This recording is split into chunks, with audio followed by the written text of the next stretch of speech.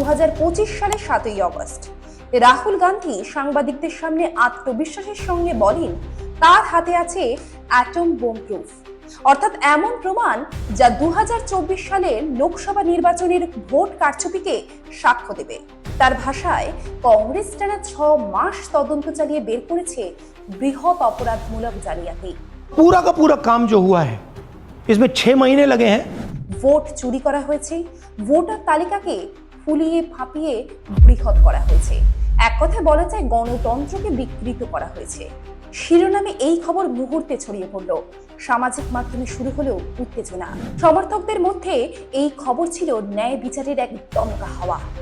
কিন্তু মাত্র একদিনের মধ্যে ভারতের নির্বাচন কমিশন ইসিআই কর্ণাটক নির্বাচন কমিশনের সহযোগিতায় বের করল পয়েন্ট টু পয়েন্ট খণ্ডন। শুধুমাত্র অস্বীকার নয়, তারা প্রতিটি অভিযোগ ভেঙে দিল সরকারি ব্যাখ্যা, আইনি তথ্য এবং কংগ্রেসের নিজেদের অবস্থানের পরিপন্থী উদাহরণ দিয়ে। এবং তখন সামনে এলো বড় 3টি প্রশ্ন। রাহুল গান্ধীর অভিযোগ যদি এতই শক্তিশালী হয়, তাহলে সেটা এত তাড়াতাড়ি ভেঙে পড়ল কি করে? প্রতি 6টি ভোটের মধ্যে একটি যদি নকল হয়, সেটা কি আদৌ সম্ভব, নাকি এটা শুধুমাত্র রাজনৈতিক নাটক? আর কেন তিনি এমন একটি ভোটার তালিকা প্রক্রিয়ার বিরোধিতা করছেন যা এই ধরনের জালিয়াতি ঠেকাতেই তৈরি?